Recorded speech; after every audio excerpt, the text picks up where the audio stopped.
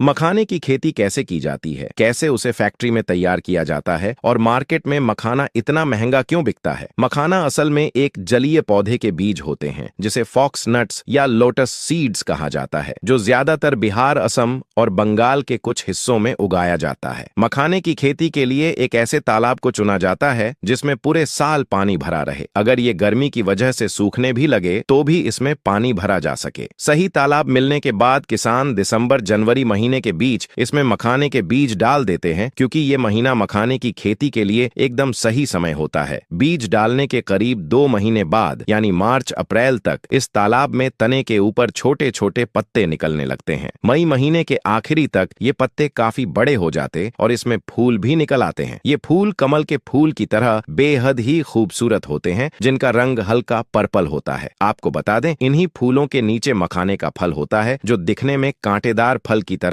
या कुछ कुछ सूखे हुए नारियल की तरह लगता है। इसी फल में मखाने के बीज बनने शुरू होते हैं। आपको जानकर हैरानी होगी, एक फल के अंदर करीब 50 से 80 बीज बनते हैं, जो जुलाई से अगस्त तक पूरी तरह से पक कर तैयार हो जाते हैं और फिर कुछ दिन बाद इतने पक जाते हैं कि खुद ही फूलों से अलग हो जाते हैं और पानी की सतह पर तैरने लगते हैं। ये बीज दिखने में हल्के गुलाबी रंग के होते हैं, लेकिन अगस्त के आखिर तक इन बीजों की परत पानी की वजह से काफी पतली हो जाती है और ये बीज सफेद होकर पानी की सतह के थोड़ा नीचे चले जाते हैं, जिसके कुछ दिन बाद इसके पत्ते भी गलने लगते हैं, जिनको तालाबों से निकाल दिया जाता है। अब इसके बाद जब मखाने के बीज काले हो जाते हैं, तब किसान लकड़ी की टोकरियों से मखाने के बीजों को पानी की सतह से बाहर निकालते हैं और इनके सूखने से पहले इसमें लगी मिट्टी को अच्छे से साफ किया जाता है। फिर धूप में इसको 3 से 4 दिन सुखाया जाता है और फिर कुछ मजदूर छलनी की मदद से छोटे बड़े बीजों को अलग करते हैं, क्योंकि मार्केट में बड़ा बीज